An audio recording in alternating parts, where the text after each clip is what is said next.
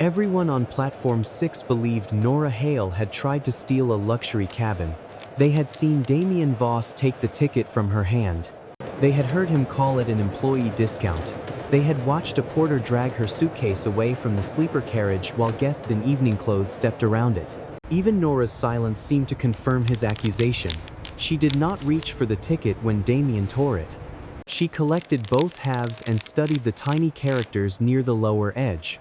"To be clear," Damien said toward the nearby cameras, "this passenger never held a valid reservation for cabin 7B.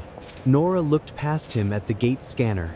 "Then why did that device approve me at 9:41? A temporary system error. And why does your maintenance hold begin at 9:38? Damien's smile stayed in place, but his hand closed around the carriage key. Most people heard 2 times. Nora heard an impossible sequence.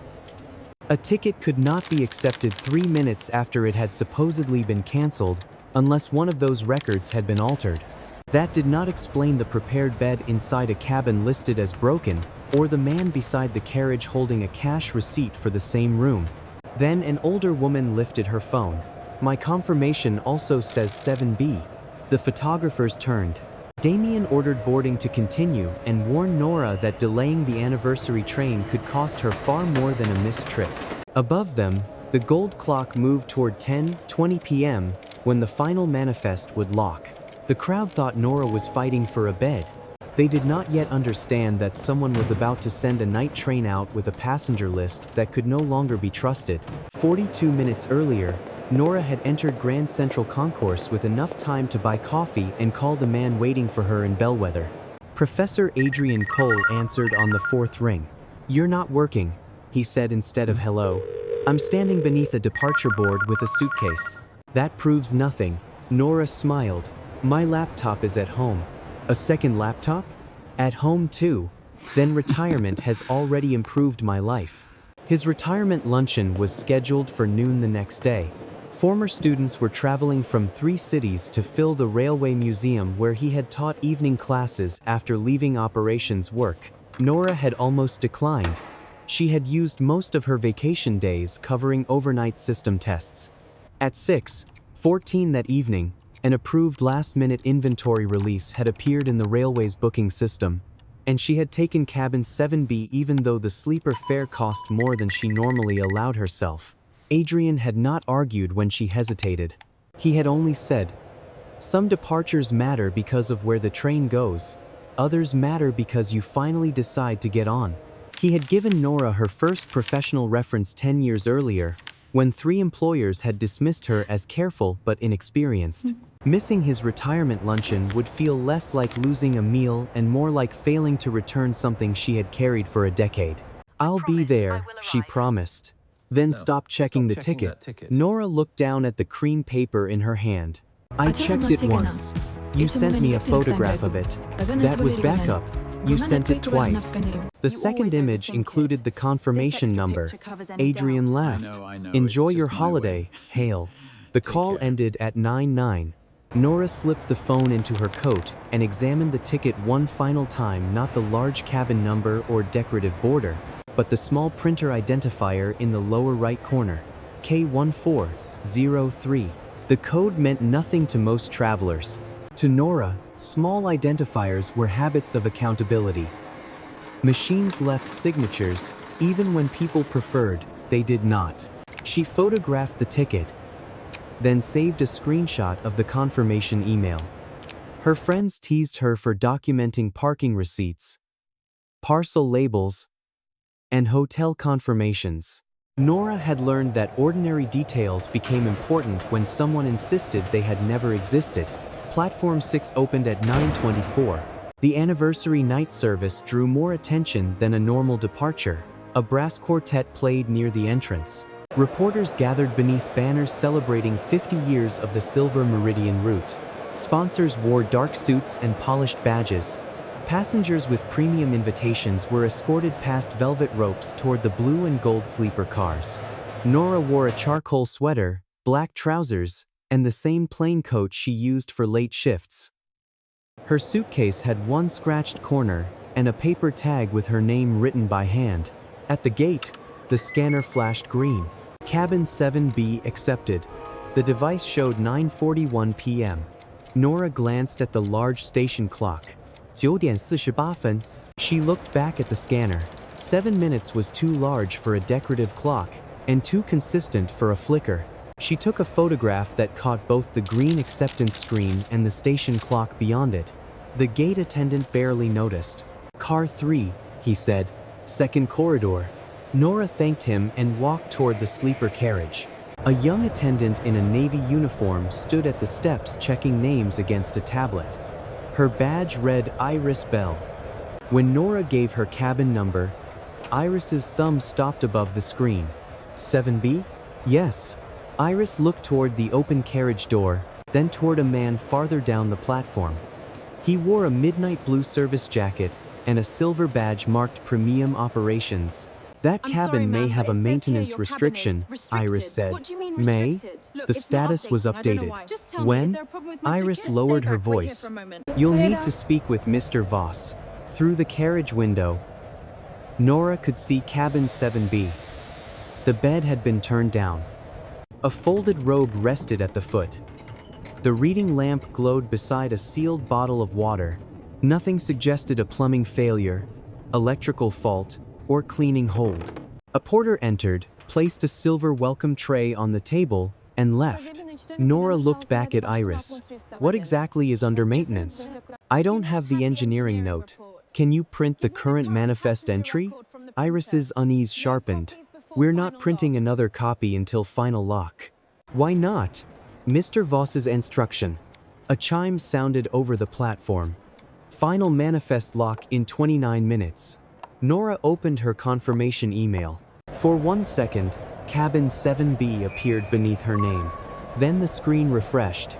The message body remained, but the reservation details vanished. A hand reached past her and closed the carriage door halfway. "Miss Halle?" Damien Voss stood on the step. He glanced first at her suitcase, then at her coat, and finally at the employee benefit notation near the top of her ticket. His expression settled before he asked a single question.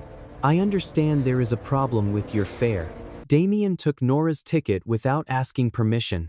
His eyes moved across the fare code, the employee benefit notation, and the cabin number. He ignored the confirmation date and the boarding validation beneath the barcode. "You purchased this through a partner discount," he said. "I purchased it through the railway's approved reservation system." "That is not the same thing. It is when the reservation is confirmed." Damien tilted the ticket as though the paper itself had embarrassed him. "These fares are often issued with restrictions." "Then show me the restriction attached to mine." Iris Bell lowered her tablet. Damien noticed. "Miss Bell, continue boarding." Iris hesitated. "Sir, the cabin status changed after." "Continue boarding." The quiet instruction ended the discussion. A porter rolled a polished luggage cart past them. On top sat a leather case with a handwritten tag. C. Shaw. 7B. He headed toward the cabin Damien claimed could not be used. Nora shifted to keep the cart in view. If 7B is under maintenance, why is that luggage going inside? Damien blocked her line of sight. Premium guests may have belongings staged while another accommodation is prepared. Then the cabin should be marked service hold, not maintenance. He finally looked directly at her. She had used a term he had not expected her to know. "Passengers are not entitled to internal classifications," he said. "No. But passengers are entitled to the cabin they paid for." The anniversary chime sounded again. 26 minutes until final manifest lock. Damien handed the ticket to Iris. "Recheck the fare." Iris scanned the barcode. A red banner appeared. "Reservation invalid, cabin out of service."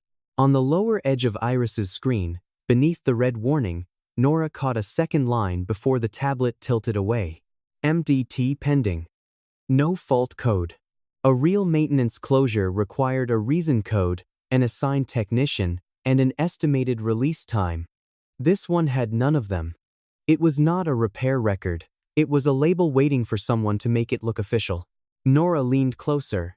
"Open the event history." "I can't." "You can." Tap the status banner, then the audit icon. Iris's thumb moved before she caught herself. Damien took the tablet from her. That information is restricted. The speed of the movement mattered more than the words. Nora opened the photograph from the gate. Green screen. Cabin 7B. Accepted at 9:41. This was valid 7 minutes ago. A gate scan does not guarantee final accommodation. It does not turn a prepared cabin into a broken one. The porter who had delivered the welcome tray emerged carrying no tools, cleaning supplies, or maintenance seal. Behind him, the door remained open. The lamp was on. The leather case now stood inside. A narrow green light blinked on the electronic lock. Someone had just authorized entry. Nora took another photograph. Damien reached toward her phone. Photography of operational equipment is prohibited. She stepped back. Then provide the written policy. His expression cooled. You are delaying a ceremonial departure over a discounted ticket. I am asking why a valid reservation disappeared after I reached the platform. Several passengers had begun watching. Conflict beside a luxury carriage was more interesting than the brass quartet. Damien adjusted his jacket and raised his voice. This passenger has been offered suitable accommodation in the standard section. She has refused and is interfering with boarding. The wording was deliberate. He was creating the version that would remain after the train left. Nora turned to Iris. Was my cabin on the manifest before the update? Iris's eyes moved toward Damien. That was answer enough. Miss Bell, Damien said, do not discuss internal records. Was my name besides 7B? Damien stepped between them. This conversation is over. He ordered a porter to move Nora's suitcase from the carriage steps. The man obeyed, though his discomfort showed. One wheel struck the platform edge, tipping the case onto its side. Nora righted it and opened the notes application on her phone. 9:41 gate accepted ticket. 9:48 reservation displayed invalid. Cabin 7B marked unavailable. Cabin prepared and accessed after hold. Replacement luggage tagged to 7B. No manifest reprint permitted. Damien watched her type. You may take the standard seat or forfeit travel. Who authorized the maintenance hold? That does not concern you. What work order supports it? You are not conducting an audit. No, Nora said. I'm recording what happened to my reservation. A station photographer raised his camera as Damien retrieved the paper ticket from Iris. The paper split down the center. Nora had the image, printer code, and gate timestamp. Still, the sound struck harder than she expected. Damien returned the pieces and ordered her luggage cleared from the premium area. Then Iris called a name from her tablet. Mr. Conrad Shaw? Cabin 7B is ready. Nora placed both halves inside her notebook. The cabin was not broken. It had been reassigned. Conrad Shaw stepped forward with the confidence of a man who had never expected a door to be closed to him. He wore a dark overcoat over evening clothes. And the leather case already inside cabin 7B matched the brass tag on his luggage cart. In one hand, he carried a cream envelope. In the other, a receipt written in blue ink. Damien's posture changed at once. Mr. Shaw, he said, your cabin is prepared. Conrad glanced at Nora's torn ticket inside her notebook. Is there a problem? A minor fare dispute. It concerns me if my room is involved. Nora did not accuse him. When did you receive 7B? This afternoon. Through the railway? À Travel Concierge. Damien stepped closer. Mr. Shaw, we can discuss this inside. Conrad stayed where he was. I paid for a private sleeper. I want to know whether it was already assigned. He handed Nora the receipt before Damien could intervene. The paper named no railway account. It listed premium reassignment, cabin 7B, and a cash balance collected at 8:52 p.m. The signature was only 2 letters. GP. Nora photographed it with Conrad's permission. That is not an official railway receipt, Damien said. Conrad looked at him. Your representative met me in the station lounge. An independent concierge. Who wore your service pin? A woman's voice rose behind the boarding line. Did you say 7B? The older passenger pushed toward them with a small wheeled bag and a phone held in both hands. A mobility assistance ribbon was tied to the handle. "I'm Evelyn Price," she said. "I reserved 7B in March." Damien's face softened. That was more dangerous than anger. "Mrs. Price, there has been a routine equipment issue. We are arranging an alternative. My confirmation was there when I left home." Evelyn tapped her screen. "Now the cabin number is gone." Nora asked, "Do you have a screenshot?" Evelyn shook her head. "Why would I?" Damien answered for her. "Because there was never a final cabin guarantee. Assignments can change." The message said 7B. Evelyn replied, "I read it to my sister this morning. Then it was outdated." Conrad unfolded his receipt. "Mine was issued less than an hour ago." The contradiction needed no explanation, but the order did. Nora remembered the timestamp on her own purchase, 6:14 p.m., marked as an approved last-minute inventory release. If Evelyn's live cabin assignment had been detached while her confirmation and assistance record remained unchanged, the central system could have sold 7B to Nora without displaying a duplicate. Damien could then repeat the same maneuver against Nora and make room for Conrad. Nora opened her notes. Nora Hale approved last-minute release purchased at 6:14, scan 941. Evelyn Price booked in March, confirmation altered. Conrad Shaw cash reassignment at 8:52. 3 transactions. 1 door. A routine software error could duplicate an assignment. It could not selectively erase one email, create a maintenance hold without a fault code, and produce a cache reassignment through a man wearing a railway pin. Those events required choices.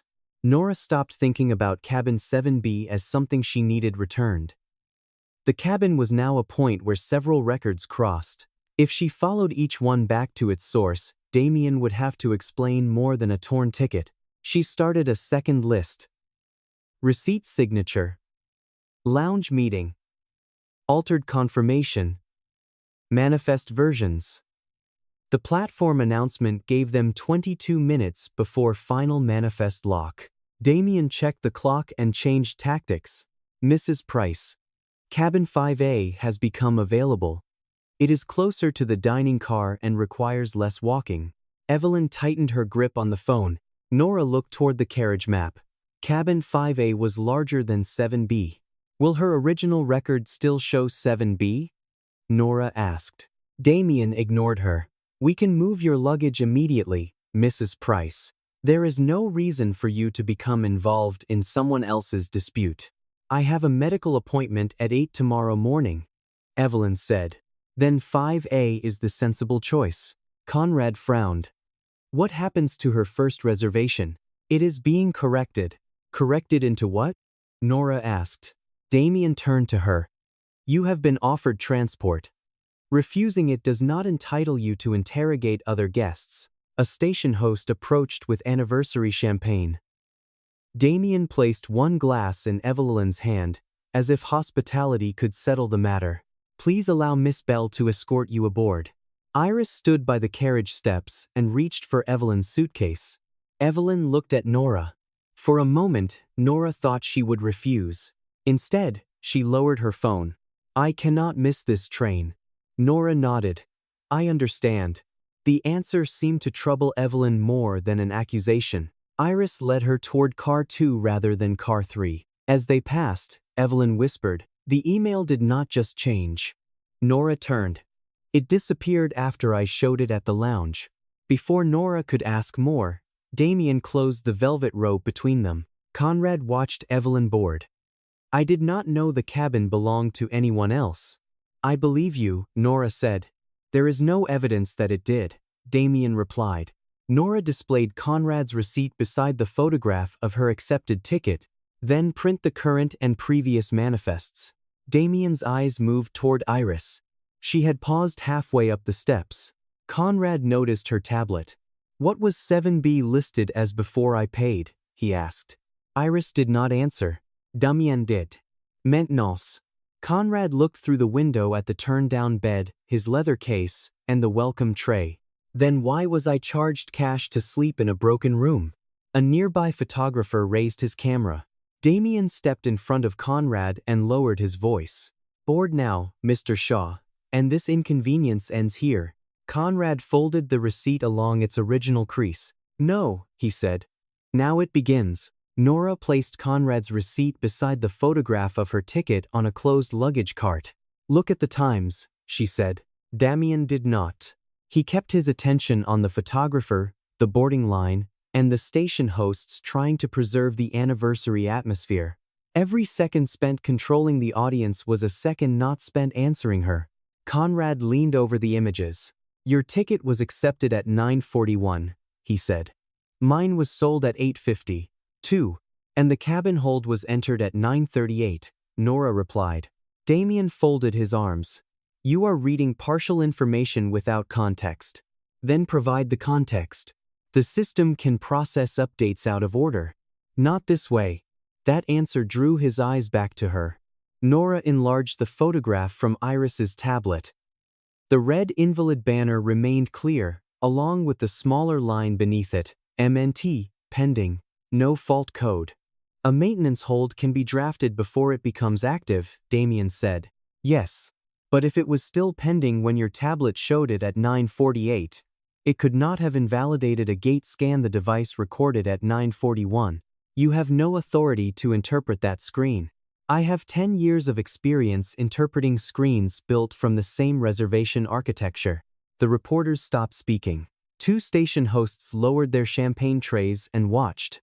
Damien's expression narrowed. "What exactly are you claiming to be?" "Nora Hale. Data Integrity Auditor for Railcorps Systems." Railcorps maintained reservation synchronization, cabin inventory, and validation interfaces for the Silver Meridian. Nora continued before anyone could turn the revelation into spectacle. "I am not a railway executive. I cannot issue cabins, cancel departures, or discipline your staff. I check whether records remain consistent when they move between booking, gate validation, onboard service, and the final manifest." Conrad looked at Damien. "So she knows whether this is an error." "She knows enough to create one," Damien said. There it was. Not denial, redirection. He raised his voice for the cameras. "Miss Hale works for a vendor with access to railway environments. Her company is negotiating a duplexity." The accusation landed differently from the insult about her coat. A fair dispute could cost Nora a journey. An allegation of manipulation could follow her into security reviews and every future project requiring trusted access. She took her employee badge from her wallet but did not hand it over. "My production access is read, only, and logged. I have not used it tonight." Convenient. It is verifiable. So is sabotage. The photographer lowered his camera. The crowd no longer knew which story to believe. A few passengers who had watched Damien tear the ticket now studied Nora with suspicion instead of sympathy. Damien had shifted the question from whether he had mistreated her to whether she had engineered the entire conflict. That was his advantage. He needed only uncertainty to survive until departure. Nora turned to the gate attendant. "Does your scanner retain local validation events before synchronization?" The man looked toward Damien. "Answer carefully," Damien said. The attendant swallowed. "For a short period.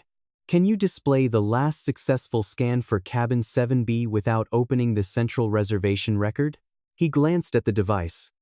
"Yes." Damien stepped toward him. "No passenger is entitled to diagnostic data. I am asking whether this scanner recorded an accepted barcode at 9:41, Nora said. Conrad moved beside her. "And I am asking as the man you sold that cabin to." The attendant pressed two keys. The scanner displayed 21 horas 40 y 1 minutos 16 segundos valid 7. Nora photographed it. Damien pointed at the 7-minute difference between the device and the station clock. "The scanner time is wrong. That proves nothing. It proves the scan was accepted locally. Now compare the sequence number. The event identifier ended in 6,842. On the invalid screen photograph, the maintenance action carried 6,857. Conrad read the numbers aloud. Sequence 6,857 was created, After 6,842, Nora said. The displayed clock can drift. The event order cannot reverse unless someone rewrites or backdates the record. Damien reached for the scanner. The attendant pulled it closer to his chest. A small choice, but the first one not made for Damien. Nora added the sequence numbers to her notes. Gate validation. 5842. Maintenance action. 6857. Displayed maintenance time. 9:38. The ticket had been valid when she boarded. Someone had entered a later action and made it appear earlier. Damien recovered quickly. If an employee misused an account, that is an internal personnel matter. Then preserve the audit trail. You do not direct our operations. No, but you accused me of fraud in public. Do not erase the record that disproves it. A green light flashed again on cabin 7B. Conrad's case had been moved farther inside. Nora turned to Iris.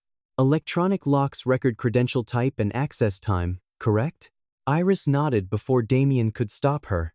Preserve that log too, Nora said. The platform chime sounded. 16 minutes remained before final manifest lock. Nora had proved her ticket was valid. Now Damien would try to make that fact look dangerous. The platform clock showed 10:09 when Nora saw Evelyn Price's suitcase moving in the wrong direction. Iris was guiding it toward car 2, the standard coach nearest the dining section. Evelyn followed slowly, one hand on the railing, while a porter carried the mobility assistance tag from her original reservation. Nora enlarged the photograph she had taken of Iris's tablet. A passenger support symbol appeared beside Evelyn's name, but the cabin field now read C-18. Car 2, seat 18. That was not where Evelyn was going. Nora stepped around the velvet rope. Mrs. Price. Damien moved first. She is boarding. Do not interfere. Nora kept her attention on Evelyn. Did they move you to 5A? That is what I was told. 5A is in car 3. Iris stopped. The porter glanced at the carriage number. Then at the tag in his hand. Damien said, the onboard team can correct the location after departure.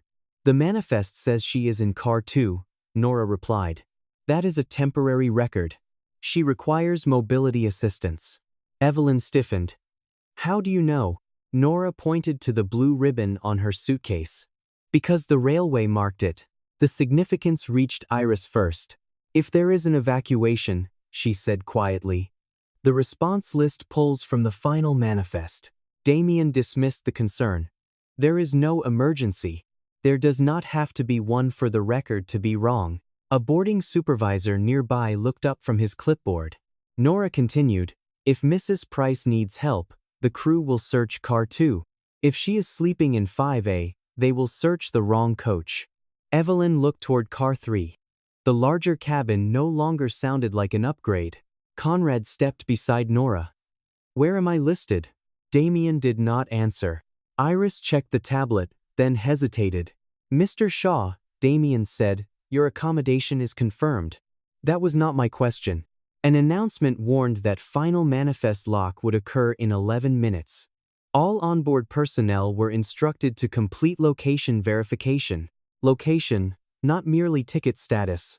Nora looked down the train and noticed another sleeper door carrying a yellow maintenance strip. Cabin 9D. A woman inside was hanging a coat beside the window. Is 9D out of service? Nora asked. Iris followed her gaze. It is marked that way. Yet someone is inside. Damien stepped between them and the carriage. This inspection is over. It became one when your passenger list stopped matching your passengers. The boarding supervisor approached. His badge read Marcus Dane Departure Safety. What is not matching? He asked. Damien answered first. A vendor employee is disputing a reassignment and escalating it beyond reason. Marcus looked at Nora's torn ticket, then at Conrad's receipt. Nora kept her explanation narrow. Mrs. Price was promised cabin 5A, but her manifest location is car 2, seat 18. Cabin 9D is marked out of service while occupied. Cabin 7B has at least 3 conflicting records. Compare the passenger locations with the door access log before signing the departure verification. Marcus's attention sharpened at door access log. Damien noticed. Those systems are not designed to reconcile in real time, he said. They only need to agree on which coach contains a passenger requiring assistance. Marcus held out his hand to Iris. Show me Mrs. Price's entry. Damien lowered his voice. Marcus, the press is here. Review it after departure. Marcus did not look at him. The train is not safer because the press is watching. Iris passed him the tablet. The screen showed Evelyn in car 2. Marcus looked at her. Where have they assigned you? 5A. Has anyone updated your assistant's location? No one asked. Marcus opened cabin 9D. It remained marked MNT pending, but its access summary showed 2 entries during boarding. How many maintenance cabins have access activity? Iris tightened her grip on the tablet case. I don't know. Find out. Damien stepped closer. You do not have time for a full comparison. We have 11 minutes. We have a ceremonial departure and a sponsor schedule. Marcus turned to him. I signed the safety release, not the sponsor schedule. For the first time, Damien had to argue with someone whose authority existed inside the departure process. Nora did not mistake that for victory. Marcus had requested a comparison, not a delay. If the figures looked close enough, Damien could call the discrepancy clerical and lock the manifest. Iris opened the access summary. 7 unavailable cabin doors had been opened during boarding. 4 contained registered guests. 3 showed no matching passenger location. Marcus read the numbers twice. Who changed these statuses? Reservation control, Damien said. Which account? The system team can provide that later. Nora checked the clock. 10点10分. Later is after the temporary logs may enter archive. Marcus looked at her. At departure? Depending on the configuration, local event detail can collapse into the final journey record. Damien seized on the uncertainty. She does not know our configuration. No, Nora said. That is why you preserve it before anyone has to guess. Marcus returned the tablet to Iris. Find the current and prior location for every occupied sleeper cabin. Do not finalize the manifest. Damien's jaw tightened. You are delaying the train over assumptions. Marcus faced him. I am delaying one signature. Then he looked at Nora. You have 10 minutes to show me this is more than a messy reassignment. Nora glanced at the 7 unavailable cabins with active locks. Cabin 7B was no longer the exception. It was the pattern. Marcus gave Nora 10 minutes. She used the first 30 seconds to stop looking at the platform clock. The station display, gate scanner, Iris's tablet, and reservation server were not telling the same time. Until she separated those clocks, every later action could be made to look earlier. Show me the local scan history for the last hour, Nora said. The gate attendant unlocked the diagnostic screen with Marcus beside him. Damien objected, but Marcus answered without turning. You wanted proof. Let her test it. The scanner listed accepted entries in device time. Each event also carried a sequence number and synchronization marker. Nora copied the last 3 entries. 9:37 device time, synced 9:44 central. 9:39 device time, synced 9:46 central. 9:41 device time, synced 9:48 central. 7 minutes, Conrad said.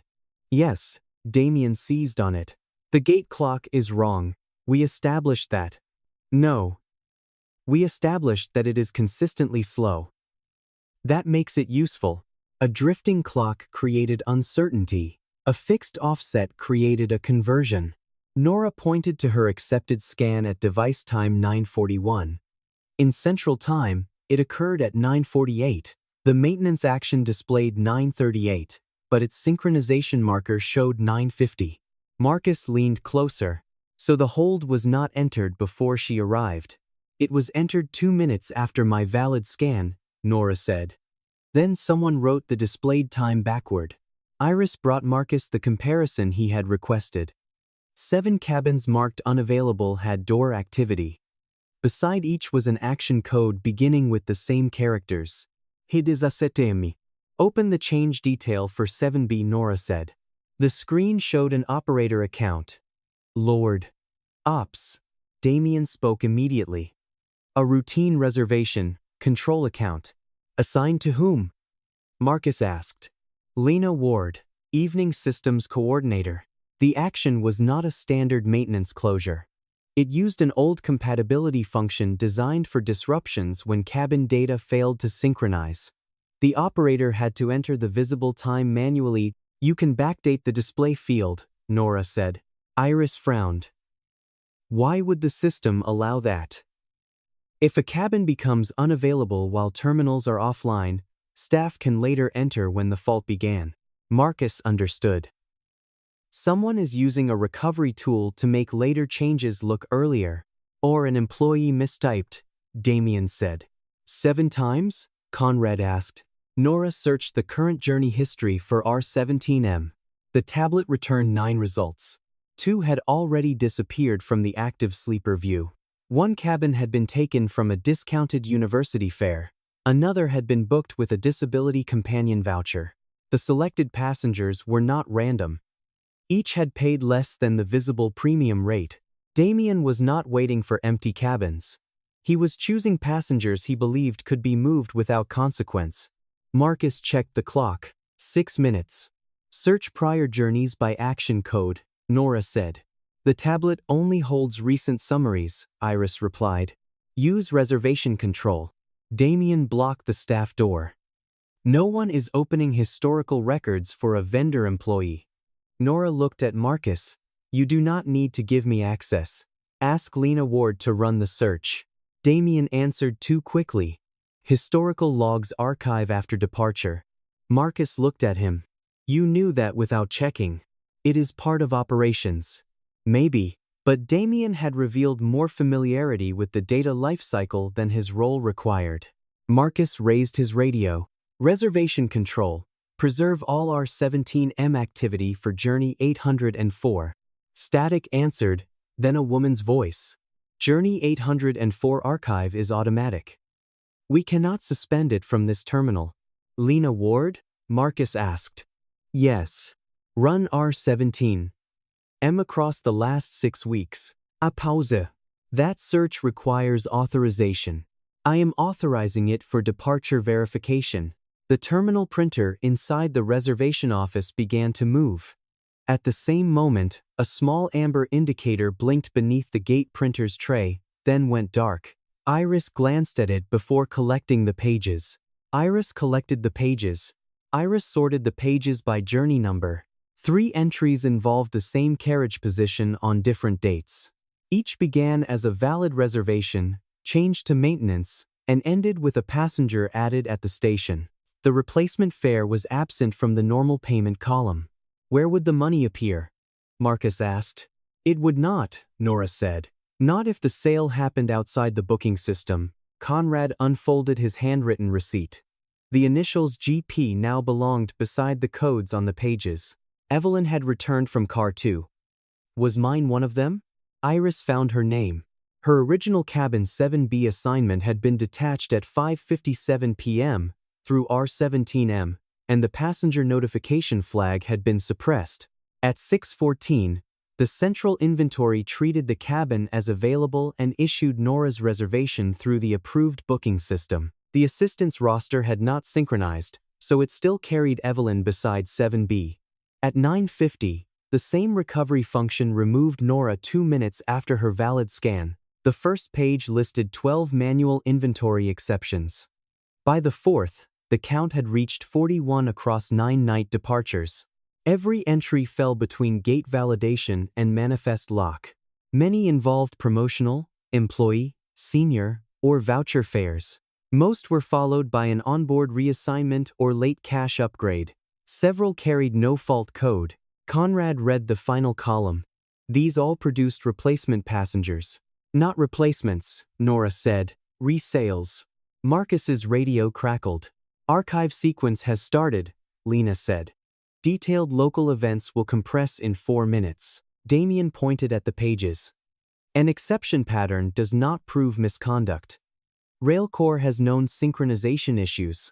He was trying to move the fault back onto Nora's company. Nora checked the approval field. The operator accounts changed on several journeys. The approval code did not. Deve Prem. She turned the page toward Marcus. Different operators entered the changes. Marcus read the initials, but Damien approved them. The pattern now extended beyond cabin 7B and beyond that night. It had been running for at least 6 weeks. Inside reservation control, a warning began to pulse. Local Detail Archive. 3:59. Nora had found the pattern. Now she had 4 minutes to keep it from collapsing into a summary. The archive warning dropped below 3 minutes as Damien stepped between Nora and the reservation office door. He did not try to explain the 41 exceptions. He attacked the person who had found them. Damien pointed at the archive countdown. Railcore designed the compression profile. He told Marcus. Miss Hale's company profits if tonight looks unsafe. Nora kept her attention on the warning. The railway controls the active profile. Preserve the records first. Responsibility can be argued after the evidence survives. The countdown reached 2:41. Marcus raised his radio. Lena, preserve the detailed events before archive. The reservation office door opened.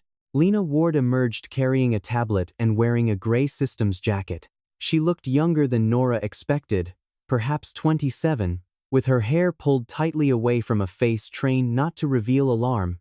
I attempted a hold, Lena said. The local node rejected it. Why? Marcus asked. The current event, compression profile. Railcore recommended it, Damien said. The railway configured it, Nora replied. Either way, export the live detail before it compresses. Nora's phone vibrated. A message from Railcore Security appeared on the screen.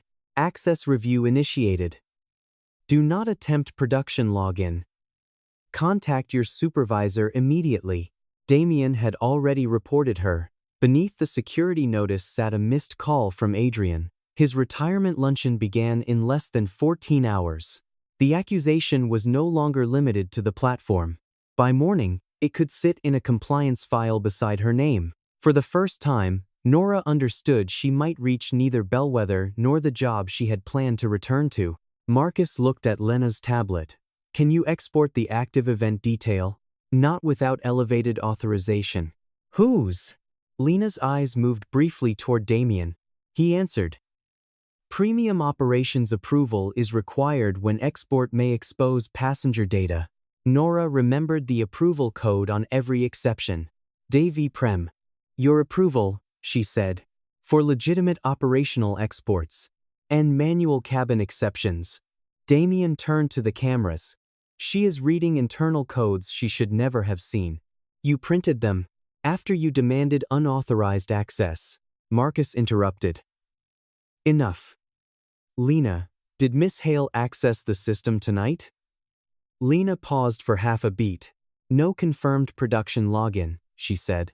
But someone familiar with the recovery function could create misleading conditions at the gate.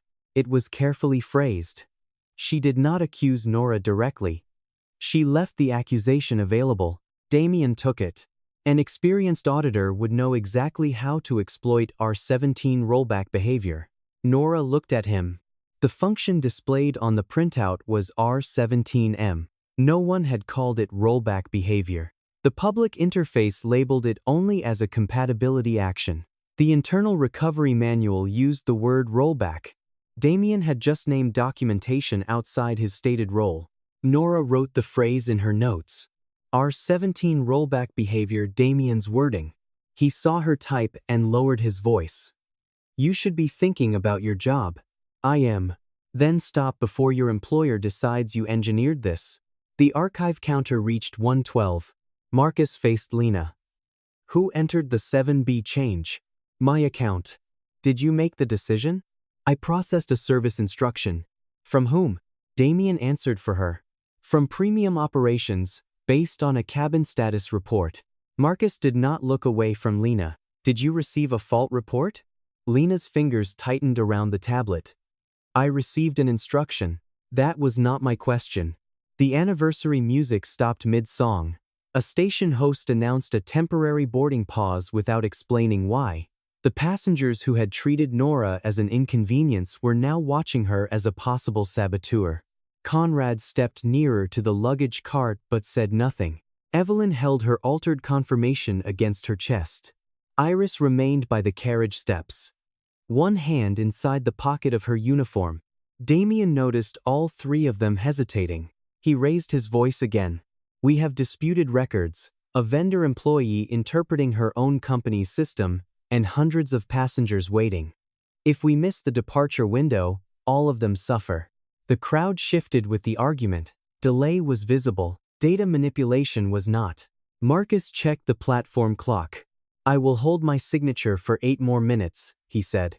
"After that, I need independent evidence connecting these changes to an intentional resale. Not vendor interpretation, not suspicion." The local archive warning reached 0. The detailed view vanished. A summary replaced it. 41 exceptions became one line. Inventory adjustments completed. Damien looked at the screen, then at Nora. That night, he no longer needed to tear anything. The system had just hidden the details for him. The summary screen still showed one harmless line when Iris Bell removed her hand from her pocket. She was holding a folded sheet of paper. Damien saw it before Nora did. "What is that?" Iris did not answer him. She walked past the carriage steps and placed the sheet on Marcus's clipboard. It was a manifest draft printed at 9:36 p.m., before Nora's ticket had been scanned and before Damien's order forbidding reprints. Cabin 7B listed Nora Hale. Cabin 9D listed no passenger and no maintenance closure. Evelyn Price still appeared beside 7B on the assistant's roster attached to the second page. The stale record left behind when her live cabin assignment had been detached. Marcus compared the draft with the current summary. "Where did you get this?" "The printer jammed during the first run," Iris said. "I cleared it and kept the page because the passenger support symbols were cut off. Mr. Voss told me to destroy all drafts after final lock." Damien stepped forward. "Incomplete manifests are discarded for privacy. This one was printed before the changes," Nora said. "It proves only that assignments changed." Iris looked at Damien. Her voice was not strong, but it remained audible. "You told me not to print another copy before final lock. You said premium operations would handle the cabin corrections. I told you to follow procedure. You told me not to ask why occupied cabins were marked unavailable." Damien's face hardened. "Think carefully, Miss Bell. You are describing routine instructions as misconduct because you are frightened. I was frightened before." That answer cost her. Nora could see it in the way Iris's fingers pressed against the clipboard. Marcus checked the time. 6 minutes. Evelyn Price opened her handbag. Nora expected the altered confirmation. Instead, Evelyn removed a small white envelope. "Someone came to me in the lounge," she said. "He said my senior fare had triggered an inventory problem. He offered to protect my room if I paid a service adjustment." Inside the envelope was a carbon copy of a handwritten charge for $200. The initials matched Conrad's receipt. "G.P. I paid half," Evelyn admitted. "Then he said the rest could be settled on board." Conrad looked at her. "The same man took $800 from me." Evelyn kept her eyes on Nora. "When they offered me 5A, I thought if I stayed quiet, I would still reach my appointment. I watched what they did to you and decided it was safer not to know." She handed the receipt to Marcus. "It was not safer. It was only quieter." Damien dismissed it with a glance. 2 unofficial receipts connect an outside broker to passengers. They do not connect him to railway operations. Conrad removed the brass cabin keycard from his coat. "This does." A small adhesive label on the back carried the code 7B and a handwritten issue time. 8:57 p.m. "I received it in the station lounge," Conrad said, "before the cabin was supposedly released from maintenance. The man who gave it to me used a staff encoder at the concierge desk." Marcus turned the card over. "Who activated it?" "I did not see a name." but Mr. Voss greeted him as Gareth. Damien's control slipped just enough for Nora to notice. Gareth Pike. The initials on both receipts now had a voice, a location, and a connection to Damien. Lena moved toward the reservation office door. Nora saw the remote session symbol vanish from the tablet in her hand. "What did you just close?" Nora asked. "Nothing." The gate attendant pointed at the diagnostic monitor. "An admin session disconnected." Marcus held out his hand. "Tablet." Lena did not move. Damien said, "She is protecting passenger data from unauthorized viewing." Nora looked at the session list on the gate monitor. One connection had ended at 10:14. The account was Lord Ops. Its source terminal was not inside the reservation office. It came from the premium lounge. "Your account was logged in at Gareth's desk," Nora said. Lena's face lost color. "That terminal is shared. Then preserve that terminal's identity and session log." Marcus took the tablet from her. The last remote action remained visible in the notification history. Delete queued export failed. The detailed archive had collapsed, but someone had tried to remove an export package before it completed. "Where is the package?" Marcus asked. Lena said nothing. Iris pointed to the station printer beside the boarding gate. A light blinked beneath the paper tray. "Print jobs spool locally when the office connection drops. The gate printer is the configured fallback." The gate attendant opened the queue. 41 pages waited under one job name. J804R17 export. Damien reached for the cancel key. Conrad stepped between him and the terminal. "You sold me a room," Conrad said. "You did not buy my silence." The gate attendant released the job. The printer began feeding page after page into the tray. Marcus compared the door access total with the draft manifest, the cash receipts, and the first export sheet. Occupied sleeper cabins. 34. Passengers assigned to sleeper cabins. 27. 7 people had been removed from the locations where the locks showed they were staying. Marcus lifted his radio. "Operations Control. Freeze departure verification for Journey 804. Preserve all reservation, lounge, terminal, and access control records. No cabin changes without my approval." The anniversary train remained at the platform. Damien looked at Iris, Evelyn, and Conrad as if each had betrayed an agreement he believed they had made by remaining silent. Nora gathered the printed pages before the wind from the concourse could scatter them. 8 minutes earlier, she had been the only person refusing Damien's version. Now the record had witnesses. The order to freeze departure verification traveled faster than any explanation. A red status bar appeared above the platform display. Journey 804 hold for operational review. The brass quartet had stopped. Reporters moved closer to the boarding rope. Sponsors who had spent the evening smiling beneath anniversary banners now watched employees carry printed pages from the reservation terminal.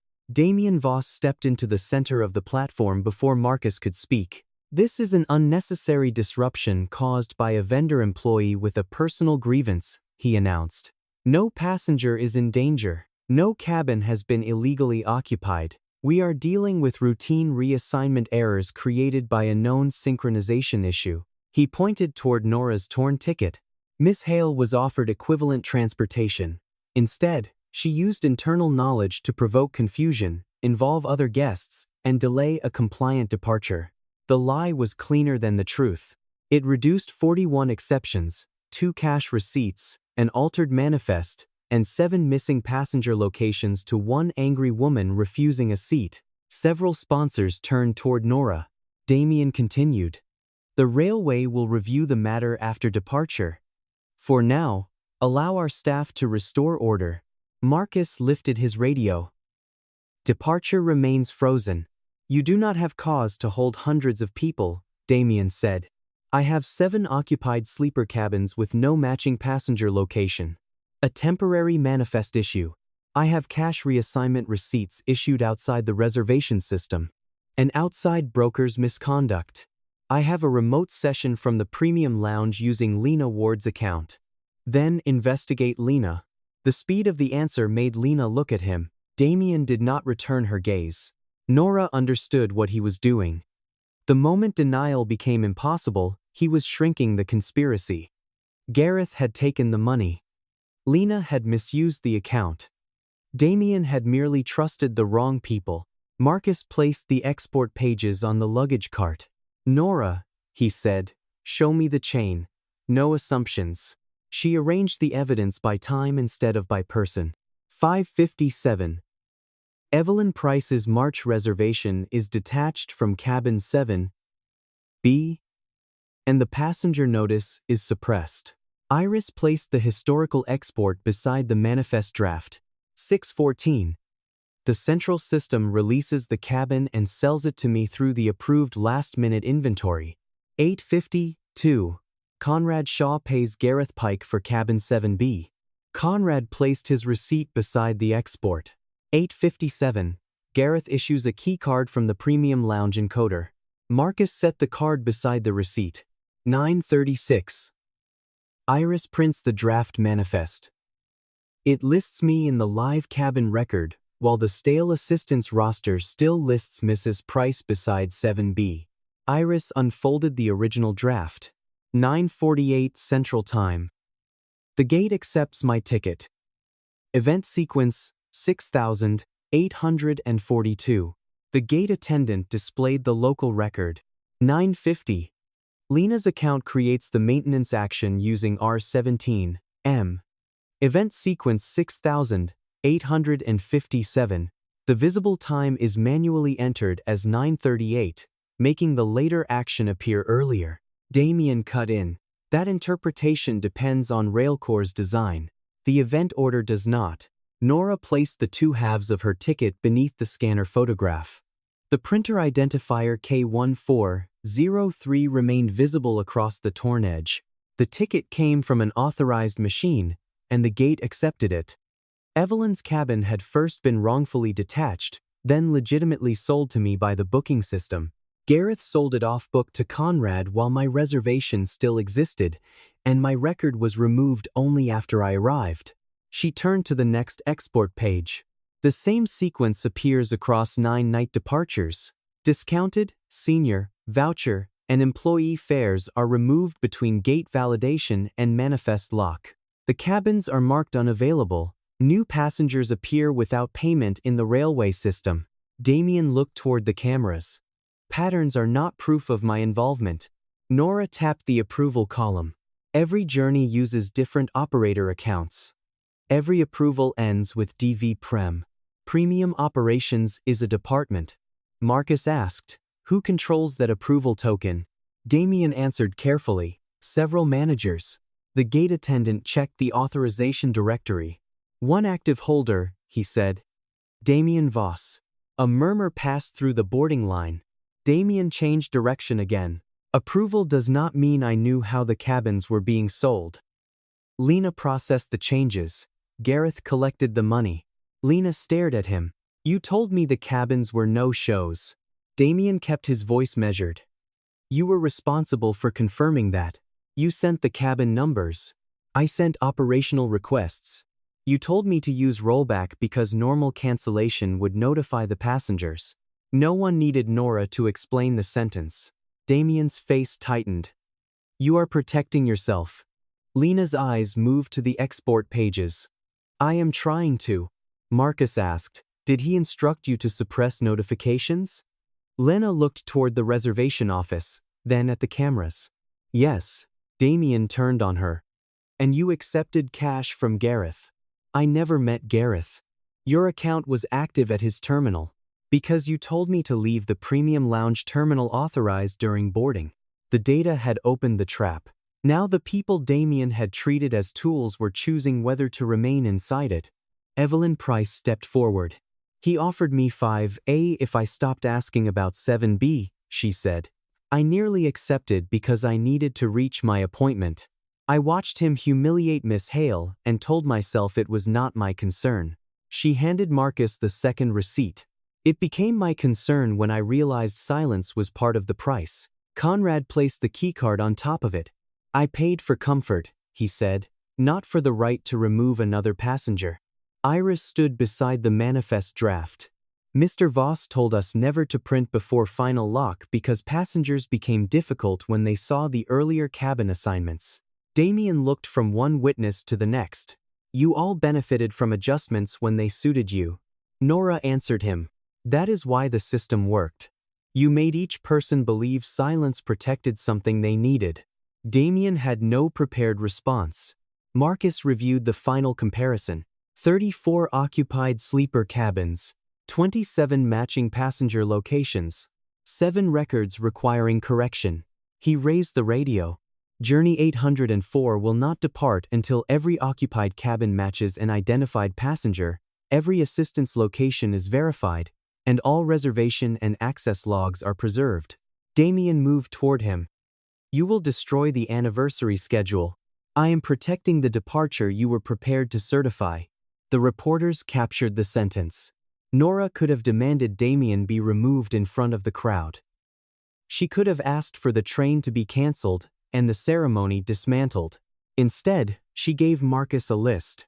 Restore the original valid reservations where possible. Rebook passengers who purchased through Gareth without treating them as accomplices.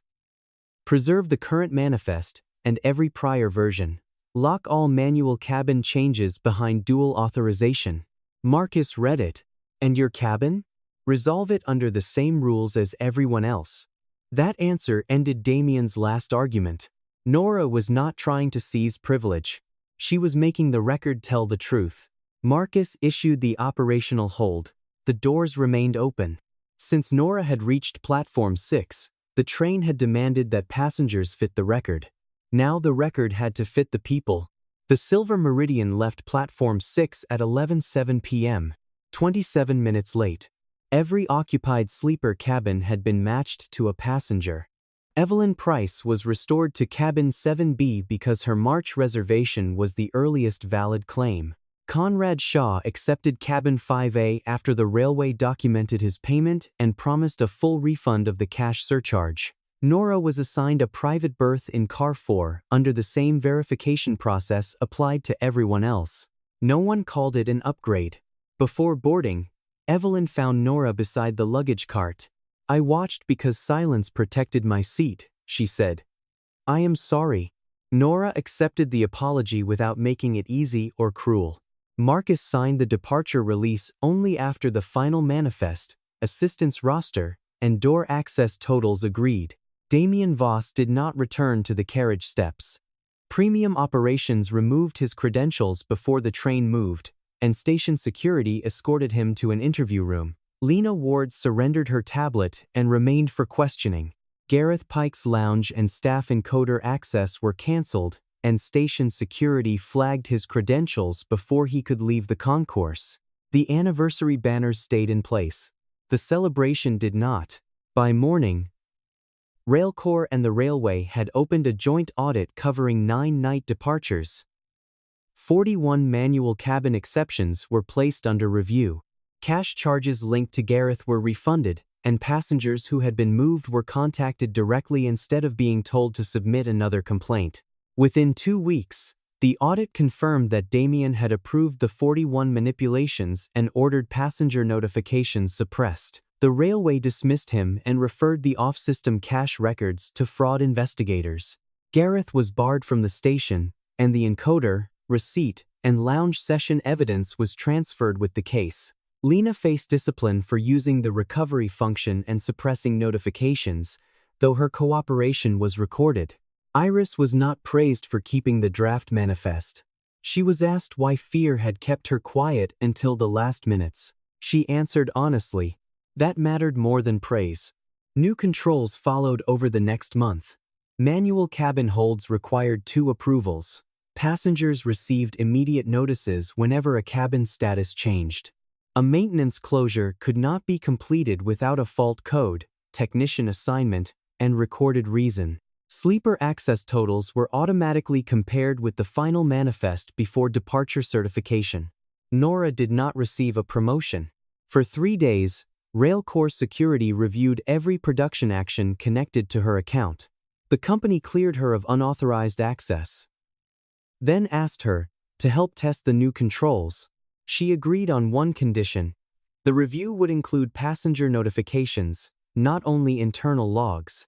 At Bellwether, Adrian Cole's retirement luncheon had already begun when Nora entered the railway museum carrying the same damaged suitcase. He stopped beside the lectern. "You made it." "Barely. That has always counted." Later, after the speeches, they sat beneath an old mechanical departure board. Nora placed a clear document sleeve on the table between them. Inside were the two halves of her ticket. Adrian studied them. Why keep something that cannot get you onto a train? Nora ran one finger along the torn edge. For years, she had treated small discrepancies as work to be documented and passed onward. She had believed accuracy ended when the report left her hands. Platform 6 had shown her the cost of that distance. "It stopped being a ticket when he tore it," she said. After that, it became a record. On the return journey, a new attendant scanned Nora's replacement pass and handed it back with her name facing upward. Car 4, Cabin 3C. Before boarding, Nora checked the printer code in the lower corner. It matched the confirmation saved on her phone. She placed the ticket in her coat pocket without taking another photograph. Then she stepped onto the train.